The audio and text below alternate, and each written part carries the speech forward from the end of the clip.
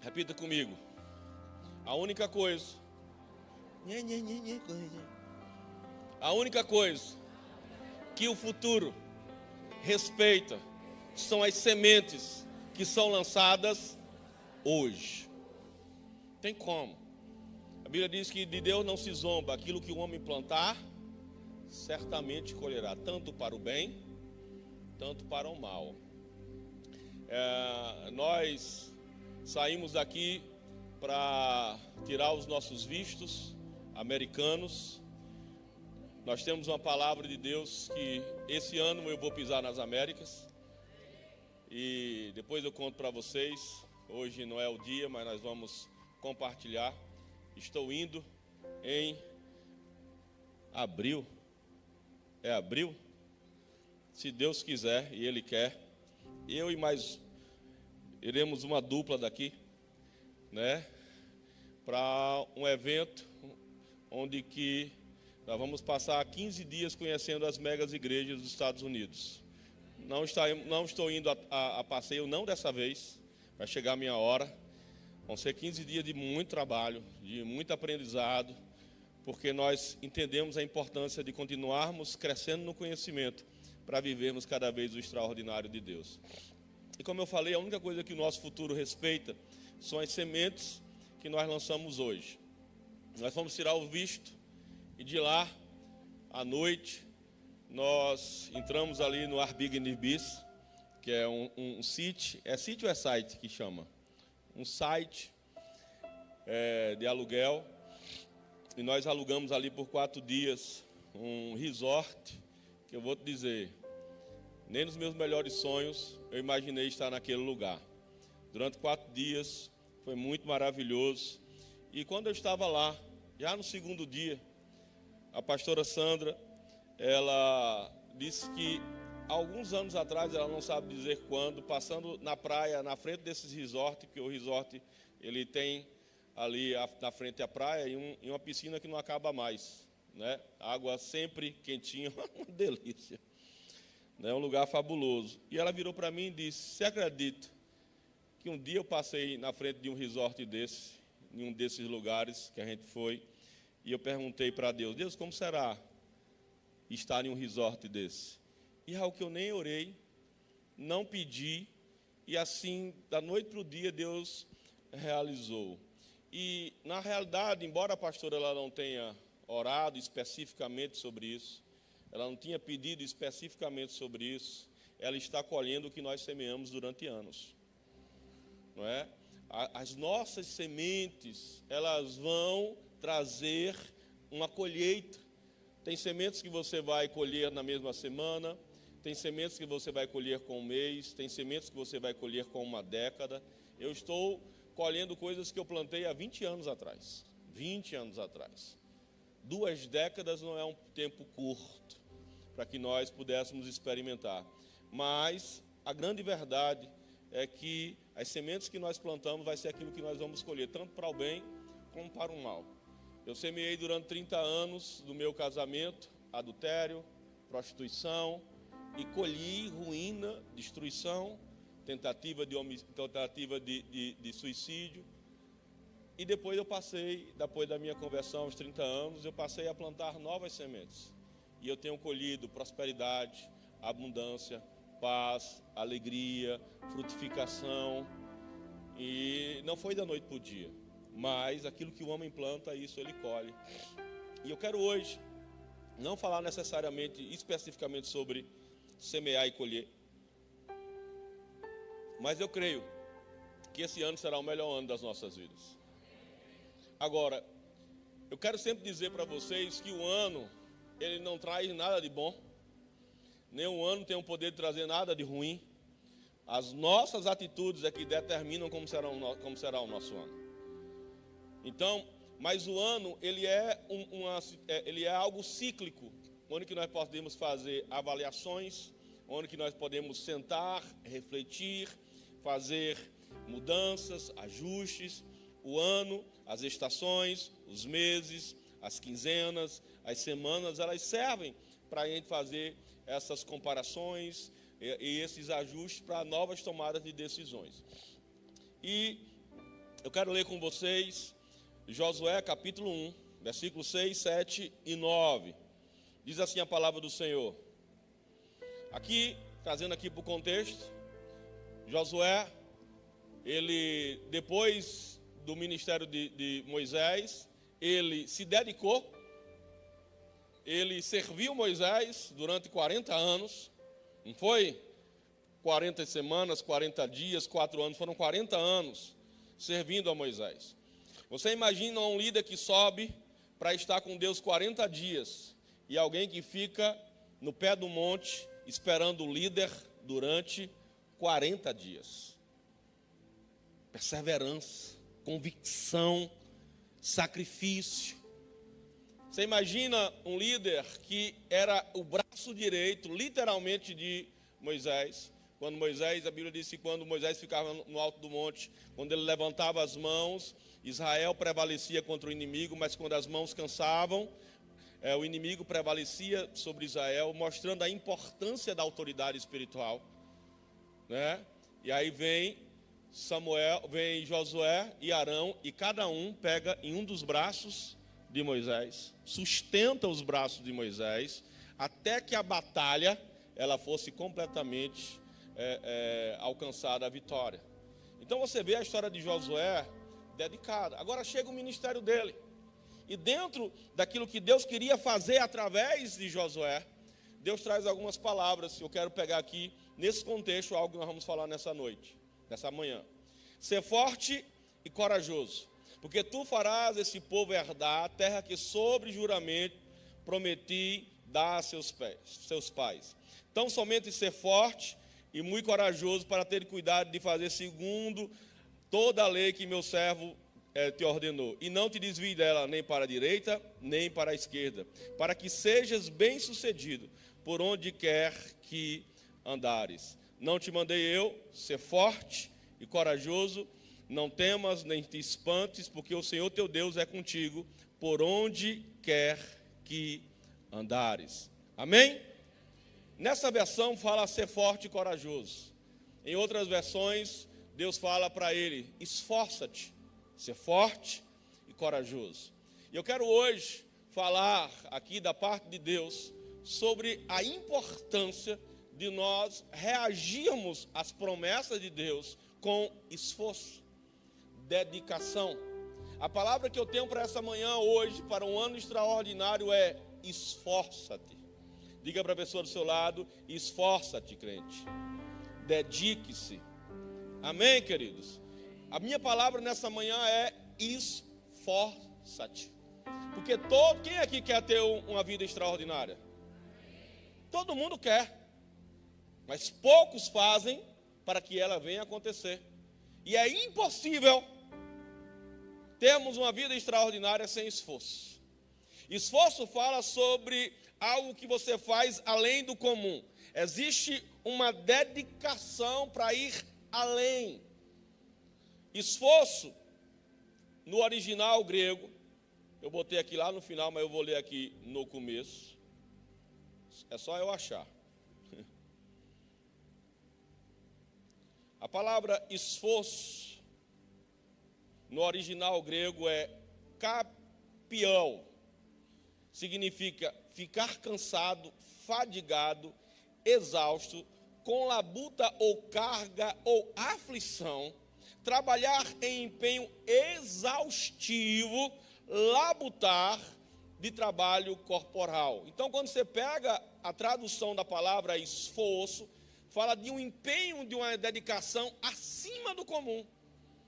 É sacrifício, é labuta, é algo doloroso, mas que está sendo feito debaixo de um propósito, na realização, na busca de um sonho.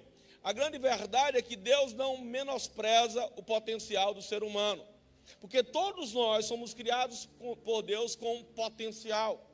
Deus nos capacita desde o ventre da nossa mãe, mas muitas vezes nós ficamos esperando que Deus faça algo por nós. Na semana passada eu falei, que a gente tem essa mania. Como é que você está? Eu estou aqui do jeito que Deus quer. Inconscientemente, a pessoa está dizendo que ele tem a vida que Deus preparou para ela. E eu disse, se está do jeito que Deus quer, você está próspero. Você tem uma vida abundante, você tem uma vida extraordinária. Eu creio nisso, porque a palavra de Deus, ela não mente, né? Jesus nos falou que nós teríamos vida e vida em abundância. A abundância significa até ao ponto de transbordar. A palavra de Deus, ela não erra. E se algo não está acontecendo, é porque ainda não chegou o tempo, ou porque, acima de tudo, nós não temos correspondido àquilo que a palavra de Deus nos ensina. Gênesis capítulo 1, verso 26 diz assim: também disse Deus, façamos o homem à nossa imagem, conforme a nossa semelhança. Tenha ele domínio sobre os peixes do mar, sobre as aves do céu, sobre os animais domésticos, sobre toda a terra e sobre todos os répteis que rastejam sobre a terra. Olha o que é que Deus está dizendo, façamos o homem à nossa imagem e semelhança. E o que é que vai ser? Que esse homem tenha domínio sobre tudo e sobre todas as coisas. Deus nos fez com a capacidade de dominar. Deus nos fez com a capacidade de frutificar. Deus nos fez com a capacidade de conquistar, de realizar, de fazer segundo o que Ele é. Nós fomos feitos segundo a imagem e semelhança de Deus. E quando Deus nos diz, esforça-te, Ele está dizendo que devemos usar uma energia acima do normal. Nós temos que aplicar algo que não é o comum que a gente faz. A gente tem que ter essa dedicação de ir acima do normal. Deus não vai mover uma palha daquilo que é a sua responsabilidade. Eu vou repetir, Deus não vai mover uma palha daquilo que é a sua responsabilidade. O sobrenatural de Deus, ele só vai vir quando eu estiver fazendo a minha parte. Quando eu estiver cooperando com o Espírito de Deus. Quando eu estiver cooperando com a palavra de Deus. Quando eu estiver efetuando segundo a palavra de Deus. Não tem como ser diferente. Amém? Eu escolhi aqui 5 pontos sobre coisas que nós devemos nos esforçar para termos uma vida extraordinária. Em primeiro lugar, esforça-te nos estudos. Diga a pessoa do seu lado, meu irmão. Não, fala com vai, diga, meu irmão, larga de ser lerdo. Esforce-te nos estudos. Deixa eu te dizer uma coisa, querida, aprenda isso. O conhecimento que você tem te trouxe até aqui. Não espere coisas maiores com o conhecimento que você já tem hoje. Novos conhecimentos serão necessários para que você possa viver coisas maiores na sua vida. Por que eu estou indo aos Estados Unidos? São 20 mil reais.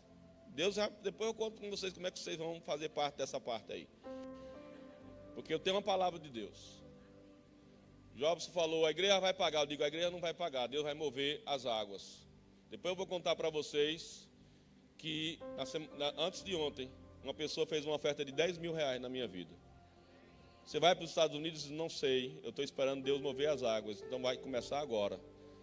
10 mil reais, eu não pedi, não falei, porque eu disse, Deus começou a mover as águas, então vou envolver a igreja nesse propósito. De quem queira elevar a vida dessa igreja, promovendo homens que vão trazer pessoas, ou vão trazer conhecimento para nos levar além. O conhecimento que eu tenho nos trouxe até aqui. Eu sonho em uma igreja cada vez mais relevante. Antes eu sonhava em comprar esse prédio. Hoje eu não sei se eu vou comprar esse prédio. Porque eu não sei se ele cabe no sonho que Deus tem para a nossa vida. Você consegue entender isso? Porque o conhecimento que eu tenho me trouxe até aqui. Eu preciso adquirir novos conhecimentos. O que é que essas igrejas estão fazendo? O que elas são tão relevantes? Por que é que elas crescem tanto? Por que elas são tão poderosas? Então eu preciso conhecer, aplicar para que a gente continue crescendo. Não tem como ser diferente disso, irmãos. E se você não se dispor a estudar, eu vou melhorar. Se você não se esforçar para estudar, porque eu digo, eu não sei vocês, eu estou aqui com a bateria 100%, vai começar a ler. Ai, meu Deus! É sono, tribulação, angústia, perseguição. Mas quando você rompe isso, você sai desse lugar e com a rotina se torna um prazer. Pode ter certeza disso. Quem está entendendo, diga glória a Deus. Né? Sabe, queridos, deixa eu falar algo aqui no começo. Você não está velho demais para aprender coisas novas. Eu estou com 53 anos, irmão. E eu continuo com sede de aprender coisas novas. Agora, você tem que ter essa disposição, esse esforço de aprender coisas novas, porque nós temos a mente de Cristo, amém, queridos? Alguém já disse que não se ensina truque novo para cachorro? Não se ensina truque novo para cachorro velho. Mas você não é cachorro. Então, se você disser para você, estou velho demais para aprender, a sua mente entendeu que você não vai aprender coisas novas. Então, você bloqueou e você vai continuar o mesmo. Mas se você disser que pela palavra de Deus e pelo Espírito de Deus, você vai aprender coisas extraordinárias para viver uma vida extraordinária, se prepare, Deus vai começar a mover as águas. Se tem alguém me entendendo, diga glória a Deus. Sabe, queridos, quem para de aprender, para de crescer. E quem para de crescer, começa a morrer. O maior problema não é alguém morrer por velhice. O maior problema é alguém que já está morto porque deixou de sonhar e de aprender coisas novas. Isso é uma catástrofe. É um zumbi ambulante. Deus nos fez com a capacidade de sonhar. Deus nos fez com a capacidade de realizar. E quando nós não estamos aplicando isso, nós já começamos a morrer. Sabe qual é o problema? Nós nos acostumamos com a vida que nós temos. Nos acostumamos com a vida que nós temos. Se o reino de Deus não entrasse na minha vida, irmão, eu estaria fazendo a mesma coisa que eu estava fazendo há 20 anos atrás. Eu me converti, na realidade, há 23 anos atrás. Antes da minha conversão, eu nunca tinha lido um livro. Depois da minha conversão, o reino de Deus chegou à fome por conhecimento e eu não parei mais de ler, de estudar, de aprender. Antes da minha conversão, eu trabalhava numa empresa que era como se fosse a Oi hoje. Eu trabalhei lá há muitos anos. E eles me pagavam para aprender coisas novas no meu ramo, lá em Recife. E eu fui várias viagens, mas eu ia pensando em receber os tickets, eu ia pensando em receber as diárias, que eram fabulosas, e eu aprendi absolutamente, eu não estava interessado. Eu estava interessado em encher meu bolso, de passear, ir para shopping. Mentalidade. Está explicado, porque eu nunca saí do lugar. Passei anos naquela empresa, depois fui demitido. Mentalidade. Quando o reino de Deus chegou, uma chave virou e as coisas começaram a fluir na minha vida. Amém? Não seja, irmãos, escravo da mediocridade. Eu fico olhando, passando pelos cantos, e eu olho, e a maior pobreza que existe não é financeira, é mental, é de mentalidade. A pobreza não está em ter ou não ter dinheiro, está na mentalidade. Então, uma pessoa que vive na pobreza e se acostuma com a pobreza, ou que só quer mudar essa realidade somente com o trabalho, mas que não adiciona novo conhecimento, ele vai continuar fazendo a mesma coisa até morrer. Enquanto que Deus colocou nele a capacidade de realizar. Mas essa capacidade de realizar está atrelada ao conhecimento. Nós temos aqui o doutor Ícaro, que veio lá de onde Judas perdeu a bota. Casa Nova, né, doutor Ícaro? Mas ele disse para ele mesmo, eu não aceito viver a minha vida toda aqui. Aqui foi meu começo, aqui é a minha terra. Mas o meu sonho não cabe mais aqui nesse lugar. Eu quero ser um dentista. Mas eu não quero só ser um dentista, eu quero me especializar. Aí a pessoa olha para o doutor Ícaro e diz, rapaz, queria ter a vida do doutor Ícaro, tem. Mas não quer fazer o que ele fez. Ou você acha que estudar, se especializar não dá trabalho? Claro que dá. Quem está entendendo, irmãos? Então, o esforço que você vai fazer para estudar determina onde você vai chegar. Amém, queridos? Tem gente que sabe ler e não usufrui, né? Então, quem sabe ler e não ler, nada se difere de quem não sabe ler, queridos. Você não está usufruindo daquilo. Deixa eu te dizer uma coisa. Faça o que você não gosta hoje, para que amanhã você possa ter aquilo que lhe dá prazer. Diga comigo, faça o que eu não gosto. Não, não é fazer para fazer. Então repita comigo, faça o que você não gosta hoje, para que amanhã você tenha o que lhe dá prazer. Ou você acha que não foi prazeroso, irmão, eu estar ali, naqueles 4 dias, naquele resort? Ontem, quando eu cheguei de viagem, aqui à noite, alguém perguntou, foi boa a viagem? Foi, você está bem? Eu disse, não, estou depressivo. É uma mudança de realidade muito grande. Eu acordava todos os dias com aquele sol brilhante, aquela piscina, o mar ali do meu lado. Quando eu acordo hoje, cadê a piscina? Até que tem, né? Mas não é aquela piscina. Mas, queridos, se eu estou usufruindo isso hoje, é porque eu plantei. E plantei muito no passado. Então, eu estou hoje vivendo aquilo que me dá prazer. Mas eu não paro de aprender, porque eu quero viver coisas maiores. Você sabia que 1 hora por dia de uma leitura específica em certa área, em 5 anos você se torna especialista naquela área? 1 hora por dia, durante 5 anos, sobre um assunto específico, você se torna especialista. Mas você só vai se tornar especialista se houver esforço, investimento. E o diabo, querido, ele mente para nós quando diz que a gente não pode, que a gente não tem capacidade. O que é que a Bíblia diz acerca de mim? Que eu posso todas as coisas. Não é isso que ele diz acerca de mim? Que nada é impossível àquele que... Então por que eu vou me limitar àquilo que o diabo fala, o que minha família falou, o que as circunstâncias dizem? Não, querido, eu vou criar uma nova realidade a partir da palavra de Deus. Se tem alguém aqui me entendendo, diga glória a Deus. Número 2, esforça-te no trabalho. Diga aí para ele, meu irmão, se esforce, trabalhe, seja dedicado. Amém? Salmo 128, versículo 1 e 2 diz assim, bem-aventurado ou feliz aquele que teme ao Senhor e anda nos seus caminhos, do trabalho das tuas mãos comerás, feliz será e tudo te irá bem. O trabalho, ele vai nos trazer prosperidade. Sabe, queridos, a ociosidade é o sepultamento do homem vivo. Vou repetir, a ociosidade é o sepultamento do homem vivo. A pessoa já morreu. Ociosa, preguiçosa. A palavra de Deus vai nos dizer, eu vou ler daqui a pouco, quem não trabalhe, não coma. Hoje nós temos aqui um trabalho de cesta básica na igreja, até 3 meses.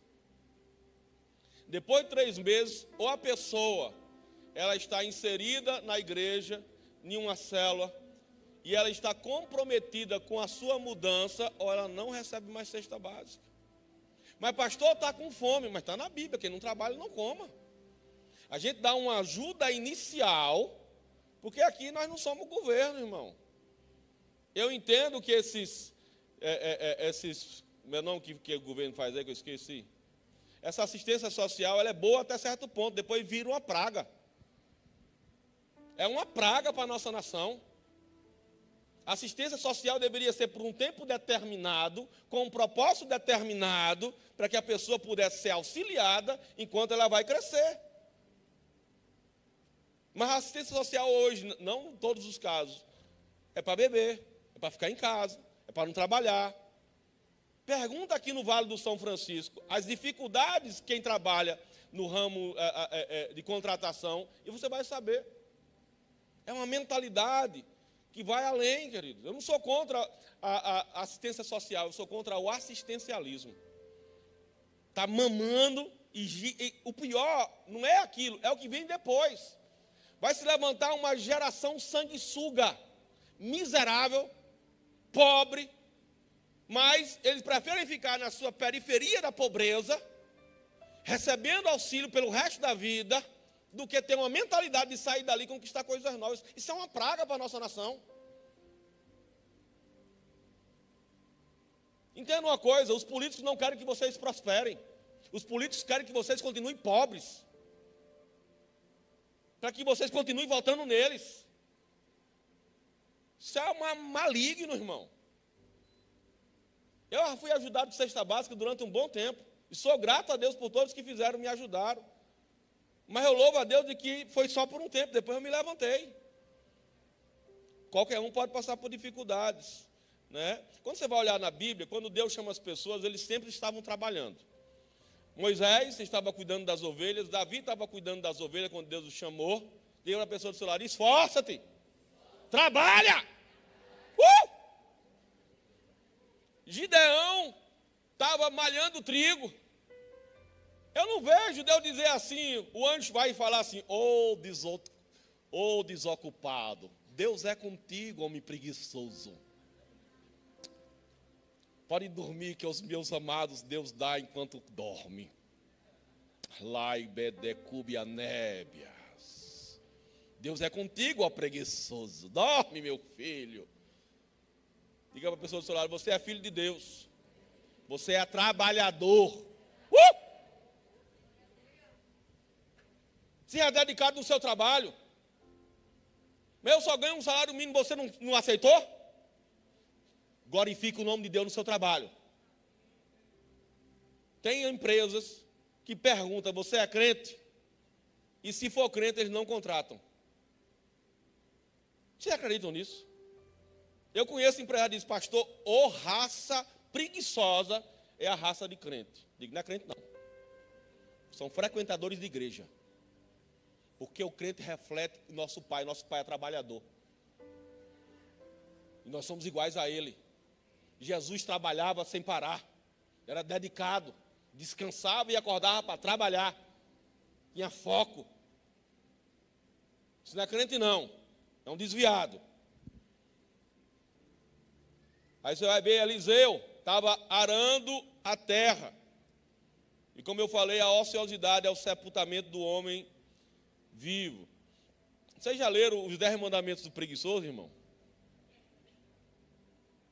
Vou ler para vocês. Vou beber uma aguinha para descer. Os 10 mandamentos do preguiçoso. Se nasce cansado e se vive para descansar.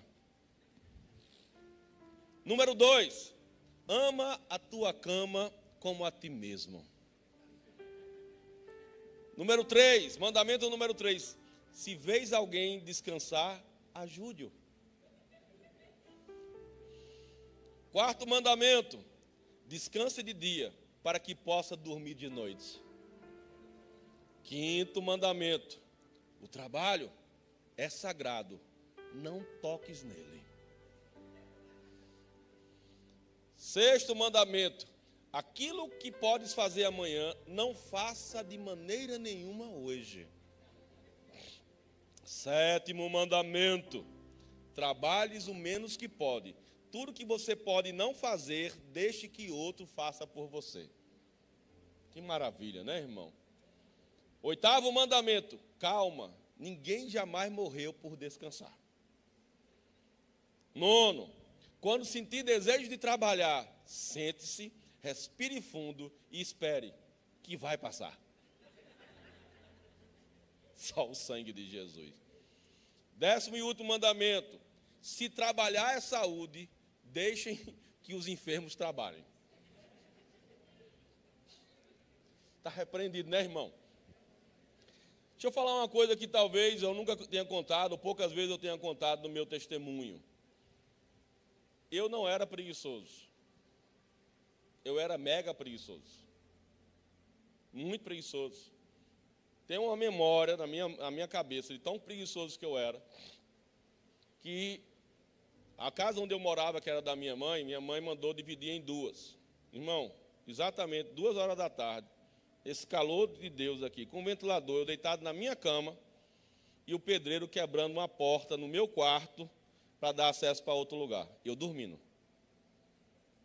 Você consegue imaginar, casado, você imagina uma pessoa deitada numa cama, às 2 horas da tarde, com um ventilador e o pedreiro aqui, ó, quebrando. Você imagina o nível? Eu amava dormir. Porque quando eu era pequeno, teve uma maldição na minha vida, sem brincadeira. Meu apelido era Moringa, ou seja, cabeça fresca, preguiçoso. E meu pai deixava, quando eu era pequeno, eu lembro disso. Eu pequenininho, os empregados lá da obra que meu pai trabalhava, botavam a mão na minha cabeça e dizia: dorme, Moringa, dorme, Moringa. e eu dormia no banco.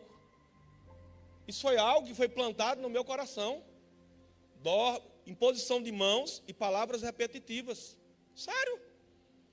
No dia que eu descobri isso, depois da minha conversão, eu já tinha mudado um pouco antes, quebrou essa maldição na minha vida. Hoje, jovens têm que mandar ir para casa, o povo vai, pastor, precisa descansar. Eu disse, não, estou realizando uma grande obra, não posso parar. Trabalho que não é brincadeira não, irmão. Tem dia que quando estou aqui na igreja trabalhando, as pernas não obedecem mais não. Que é bom ter uma igreja grande, mas tudo é longe.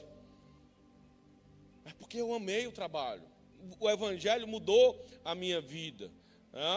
Tá, querido? Pastor, mudando aqui, né? Eu quero trabalhar, mas não consigo um bom emprego. Eu já ganhei tanto na vida, já ganhei bons salários. Bora lá. Mateus 7, 7 e 8 diz assim: pedi e dá-se-vos-á, buscai e encontrareis, bateis e abre-se-vos-á. Porque todo aquele que pede recebe, e o que busca encontra, e ao que bate, abre-se-lhe-á. No português, não consegue traduzir 100% o que está escrito lá.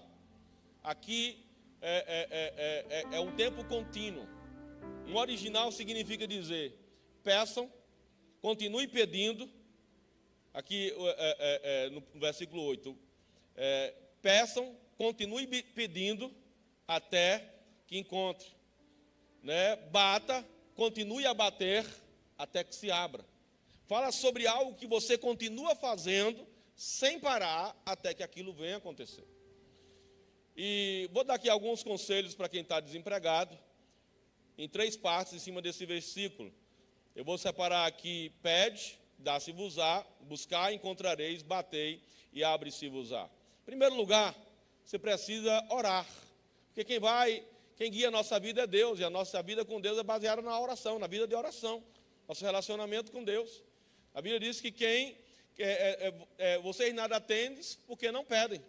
Ou seja, a pedir é a porta que se abre do sobrenatural de Deus. Então você tem que pedir, Deus abre uma porta. E você também deve pedir o que você espera alcançar dentro daquilo que você pode. Não espere ser gerente de um banco se você não se dedicou para isso. Mas você pode começar dali em diante a pedir de acordo com aquilo que você anseia alcançar. Depois, a Bíblia diz: buscais e achareis. Pastor, eu não tenho emprego. Então, se dedique procurando. Quantas horas por dia se trabalha no emprego? Quantas horas? E por que a gente quer ficar em casa esperando que o emprego venha bater na nossa porta? Sebo, meu irmão, na canela. Vai entregar currículo, vai bater em porta, vai correr atrás. Eu ouvi já muitos testemunhos de pessoas dizendo assim: rapaz, esse cara aqui deixou tanto currículo, passou aqui tantas vezes para saber, que a gente precisou chamar ele para ouvir uma entrevista, para ver se ele realmente era bom. Porque ele insistiu. Então corra atrás. Segundo, batei e abre-se-vos-á. Ah, pastor, já ganhei muito. Irmão, quando chega a crise, a gente abraça aquilo que tem. Pega o que tem hoje, continue estudando, se atualizando, para que portas maiores se abram amanhã. Quem está entendendo, diga glória a Deus. Ah, não, eu não vou aceitar um emprego desse que eu já ganhei 10 mil. Sim, ficando em casa você vai ganhar quanto? Aceita o que tem. Pode ser o processo de Deus para a nossa vida. E as portas vão se abrir maiores no futuro. Quem está entendendo, diga glória a Deus. Um dia, um desocupado da igreja virou para o pastor e disse: pastor, pastor, pastor, pastor. Eu quero uma vaguinha aí na igreja. Disse: por quê? Nessa noite, eu tive uma visão, olhei para o céu e vi 3 letras. VPB. VPB. Sim, meu filho, o que é que você entendeu? A Bíblia. Eu vi Deus dizendo para mim: vá pregar a Bíblia. E eu quero pregar na igreja. Eu disse: você viu o quê? VPB, eu também consigo ver. O senhor vê também, pastor? Sim, mas minha interpretação é outra. Vá plantar batata.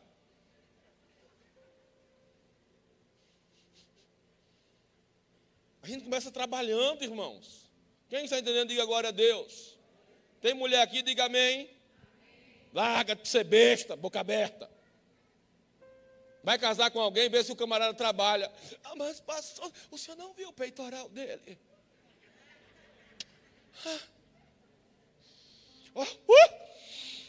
Olha, pastor,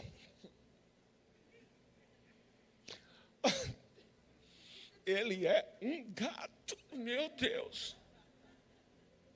Quem tem gato aqui? Levante a mão, diga, eu tenho um gato. Quem já viu o gato trabalhar? Existe bicho mais preguiçoso do que gato? Quem aqui conhece gato de caça? Gato de guarda? Gato guia de cego? Não serve para nada, irmão. Ô bicho folgado. O ladrão entra na casa, o cachorro vai bater em cima, eu gosto de... Ela vai o puxa-saco. Vai se lascar todinho. E volta a dormir. E se for possível, ainda ajuda o ladrão. Só serve para comer e fazer raiva. O meu até que ainda ajuda um pouquinho. Você vai ver, irmãos, que há necessidade da gente trabalhar.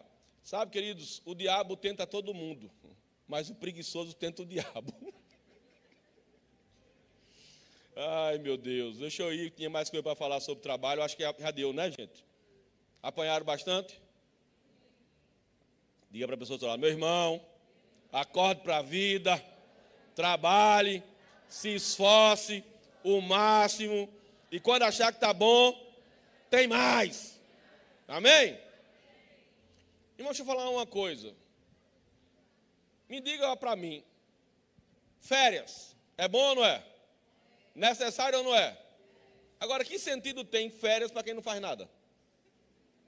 Não existe sentido, irmão. Que sentido tem descanso para quem não trabalhou? O descanso é tão importante quanto o trabalho, mas tem que estar ali regulado. Penúltimo, esforça-te na família. Josué 24:15 diz assim, vocês escolham a quem servir, aos deuses dessa terra. Porém, eu e a minha casa serviremos ao Senhor. Eu e a minha casa serviremos ao Senhor. Foi que ele trouxe, foi que ele fez. A responsabilidade foi que ele disse, diga comigo, Foi ele disse, eu vou trazer, a responsabilidade é minha, não é de ninguém. Eu e a minha casa serviremos ao Senhor. E a gente precisa entender isso, queridos, que nós precisamos nos esforçar. Eu quero declarar que em nome de Jesus, esse ano vai ser o ano que você vai orar mais. Esse vai ser o ano que você vai jejuar mais. Amém, queridos? Porque eu e a minha casa serviremos ao Senhor. Porque a sua casa vai servir a Deus. E você precisa se esforçar para isso. Precisa orar para isso. Precisa ler a palavra, precisa jejuar. Precisa lutar para que isso venha acontecer. Porque eu e a minha casa... Trazer a casa para viver aquilo que Deus tem para a nossa vida. Sabe, queridos, um dos grandes inimigos de uma família próspera, eu esqueci de dizer, eu falei que esforça-te na família, o ponto. Você disse que não, Jobs. Eu falei ou não falei? Eu falei que o ponto 3 era esforça-te na família, falei ou não? Então, bora lá, ponto 3, esforça-te na família. Jobs, você me atrapalhou, viu? É o inimigo. Botando. Você aprendeu com o Fábio Massal, você botou um chip na minha cabeça.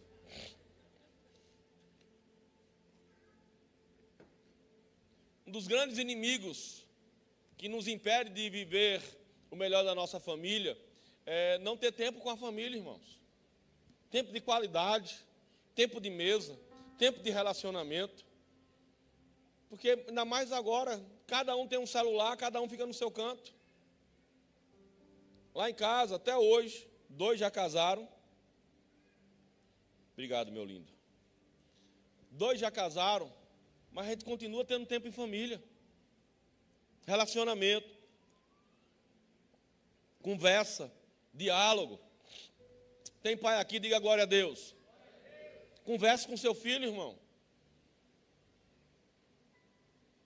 Preste atenção nas coisas. Observe ele, chame para conversar. Tenha diálogo. Quantos querem aqui terem filhos abençoados? Ah, glória a Deus. Já está profetizando que vai ter filho abençoado. E eu aqui vou dizendo amém. Irmão, elogie sua família. Elogie seus filhos. Elogie sua esposa. Porque faz todo sentido na hora que você for puxar a orelha, porque você já tinha um grande depósito de elogio, de reconhecimento. Quanto tempo leva para dizer eu te amo? Quanto tempo leva para dar um abraço? Quanto tempo leva para dizer, filho, estou aqui, mas estou pensando em você, você é especial para mim? Quanto tempo leva, irmão? A gente precisa regar. Lembra que eu falei? Eu preciso plantar para poder colher. Elogie seu filho. Elogie a sua casa. Tenha conversas constantes com ele. Tenha cultos domésticos. Faça um ambiente profético dentro da sua casa. Conversem acerca da palavra. Diga glória a Deus. Tem homem aqui? Diga glória a Deus. Tão fraco. Tem homem aqui? Diga glória a Deus, rapaz. Você é macho, rapaz. Irmão, tá vendo? Levanta a mão, quem é homem, levanta a mão. Tem gente que... Deixa quieto. Já até pequei. Perdão, Senhor. Mulher é regado por elogio. Mulher é uma flor que precisa ser regada dia e noite sem parar. Não existe mulher feia. Pastor, a minha... Calma. Não existe mulher feia. É sério. Existe mulher mal amada. Um marido que elogia a esposa, o corpo da esposa. Pastor, não era marrom mesmo. Também. Tu é um puxa e corre retado com essa mulher, esticou tudo. Uma hora chega, irmão, a lei da gravidade chega para todo mundo. E tu? Tu já se olhou no espelho nu?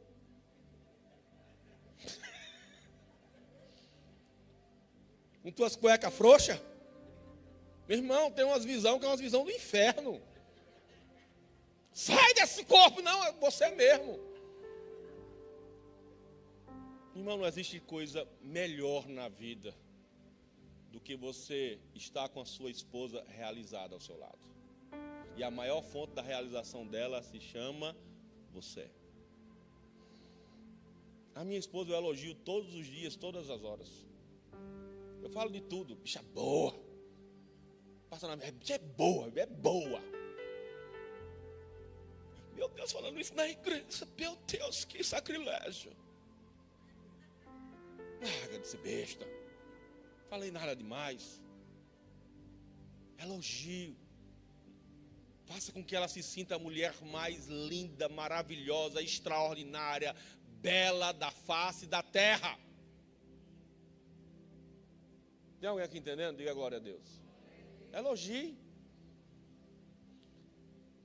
Deixa eu falar uma coisa. Quem aqui é casado? Diga glória a Deus. Quem foi que disse depois que casa para de namorar? Não, porque eu não tenho dinheiro. Tu tinha dinheiro aonde, seu liso? Quando foi que namorar com ela? Era tanta coisa bonita, andava a pé. Andava a pé, com a canela seca. Liso, duro, feio, magro. Não tinha onde cair morto. E estava lá todo dia beijando. Saia de casa para fazer a sucção.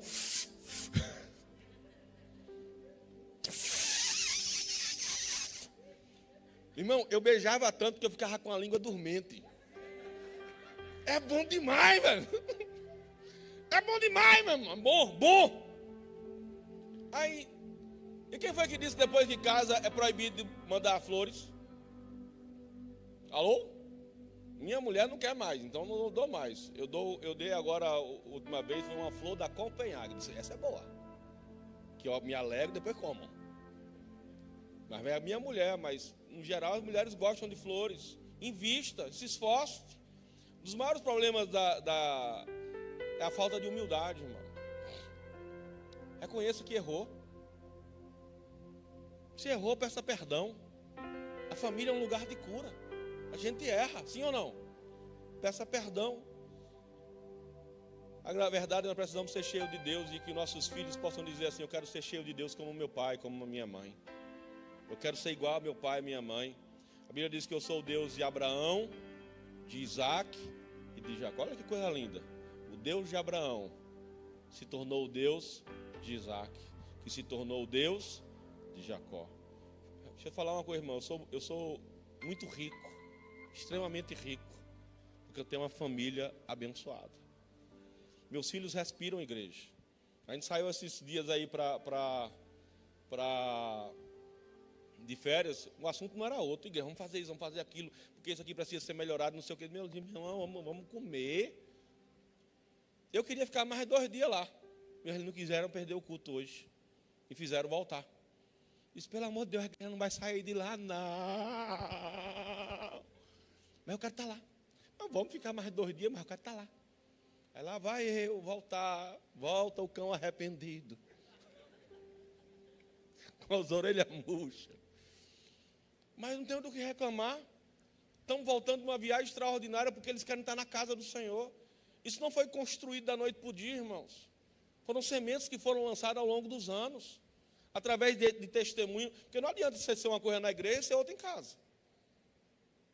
Se tem alguém entendendo, diga glória a Deus. Por último, esforça-te no teu relacionamento com Deus. Eu creio que esse vai ser um ano do sobrenatural sobre a nossa vida. Eu creio que esse ano será um ano sobrenatural sobre a sua vida.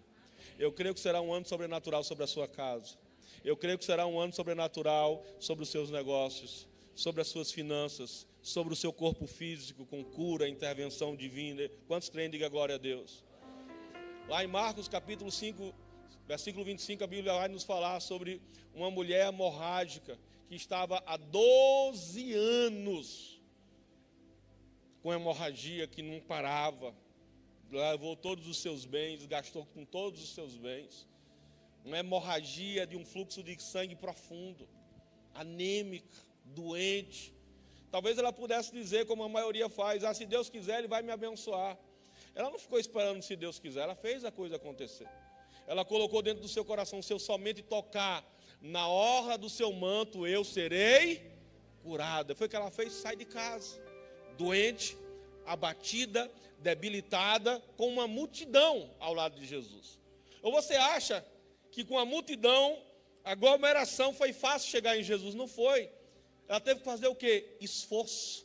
A fé dela produziu esforço. A fé dela produziu sacrifício, dedicação, empenho. Eu vou romper com essa multidão e eu vou tocar na orla do manto. Eu tenho fé que eu serei curada. O milagre aconteceu porque ela agiu de acordo com a sua fé. E esse vai ser um ano do sobrenatural. Quem está entendendo, diga glória a Deus. E Jesus vira para aquela mulher e diz assim: a tua fé te curou. Deus não somente age, Deus reage à nossa fé. E Josué 1, 7 e 9, nós vimos lá falando: esforça-te, dedica-te, tenha empenho. Medita nessa palavra, no versículo 8 diz: dia e noite, e tenha cuidado de fazer tudo segundo quanto nele está escrito. Então, farás prosperar a tua vida em tudo aquilo que você realizar. Irmão, não é porque Deus falou algo para a sua vida, que se você não fizer a sua parte, não vai acontecer. Quantos aqui tem sonhos de Deus? Diga glória a Deus. Se você não tem sonho de Deus, porque você não está orando. Se você não tem sonho de Deus, porque você não está lendo a Bíblia. Porque quem ora, lê a Bíblia e jejuma, recebe sonhos de Deus na sua vida. É impossível não receber. Porque Deus é um Deus que trabalha através de sonhos. Nós estamos aqui, só falta 10 aqui do devocional diário. Colocamos para toda a igreja. Clube do Livro. Você fazer parte, para você ter pessoas junto com você para estudar. Vai chegar na igreja, mandei comprar. Eu vou mandar comprar 300 livros dos 100 dias na palavra. Serão 100 dias de devocional diário. 100 dias de devocional diário. Nós vamos fazer com a igreja. E eu pergunto a você vai fazer parte? Ou vai ficar moscando dentro de casa? Então tem que investir, se esforçar, se dedicar no crescimento do nosso relacionamento com Deus. Deus vira para Noé e diz assim: Noé, eu vou te livrar do dilúvio que está para acontecer. Mas você precisa construir a arca. A arca não foi construída por anjos, foi construída por Noé. Houve esforço. E vamos ficar de pé, enquanto o Ministério do Louvor sobe.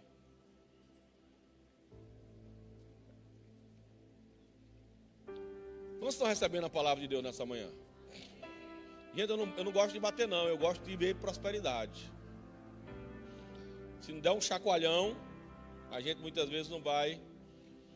Mateus 11:12 diz assim: desde o dia de João Batista até agora, o reino dos céus é tomado por esforço. Diga comigo, tomado por esforço. Diga comigo, o reino dos céus é tomado por esforço. Diga comigo, os que se esforçam se apoderam dele. Nós podemos ler todo mundo juntos. Diga comigo, vamos todo mundo junto. Desde o dia de João.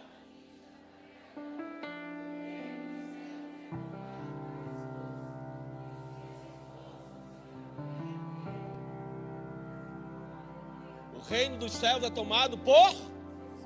E alguns textos falam violência, dedicação, empenho. E depois ele diz, e os que se esforçam se apoderam dele. Ele já está disponível para você, ele já está disponível para mim, está disponível para a igreja. Mas os que se esforçam, trazem o reino de Deus para a sua vida, aplicam ele na sua vida e vão viver uma vida extraordinária. Colossenses 1:29 diz assim, o apóstolo Paulo, escrevendo aos Colossenses: por isso é que eu também me afadigo, esforçando-me o mais possível, segundo a eficácia que opera eficientemente em mim. Como eu li e disse, a palavra aqui também é afadigo, mesmo com sentido, ficar cansado, trabalhar até a exaustão, com labuta ou carga de aflição. Irmãos, eu já saí dessa igreja que as minhas pernas já não aguentavam mais trabalhar. Eu já cheguei aqui em dias de reforma. Quando a gente chegou aqui, eu chegava aqui todos os dias às 7 da manhã. Um calor que aqui eu fiquei queimado, porque aqui era tão abafado. Eu chegava às 7 da manhã, ia almoçar, voltava e saía daqui 10, 11, 1 hora da noite. Todos os dias, sabe o que é todos os dias? De novembro até janeiro, 2 meses seguidos, todos os dias eu estava aqui. Eu depois tinha que ir para casa preparar a mensagem, tinha que ter tempo para discipular, tempo para cuidar das células. Nós não chegamos aqui porque caiu uma igreja do céu. Nós chegamos aqui porque teve um líder que se esforçou, se dedicou, de acordo com a promessa que Deus tinha dado para ele. É fácil hoje, como ainda tem gente dizendo assim, olha aí, o pastor com dinheiro dos dízimos, dos hereges. Não foi com dinheiro dos dízimos, foi com dinheiro do meu salário, que é digno, eu recebo porque eu mereço, é digno. A palavra de Deus que diz que é digno o trabalhador, eu sou trabalhador. É fácil chegar e dizer, olha lá, está lá no resort. Mas vai ver a minha história. Vai ver o tanto que eu plantei, que eu chorei. O tanto de traição, de dores que eu passei. Mas permaneci firme, me esforçando segundo as promessas que eu recebi da parte do Senhor. E todas as coisas, o mais importante é tirar tempo com Deus. É oração, é leitura, é jejum. É o mais importante, mas todas as outras coisas são essenciais. Esse é o ano de você se esforçar no seu ministério. Fomos chamados para ganhar vidas e cuidar bem delas. De você se esforçar na sua família, de você se esforçar para que a sua família seja uma bênção, e se você se esforçar no seu trabalho, de você se esforçar nos seus estudos, amém? Aí onde você está, eu quero que você comece a orar. Fala com Deus. Comece a orar, comece a falar com Deus. Quais são as sementes que você precisa mudar? O que você precisa lançar da parte do Senhor? O que você deseja experimentar da parte de Deus?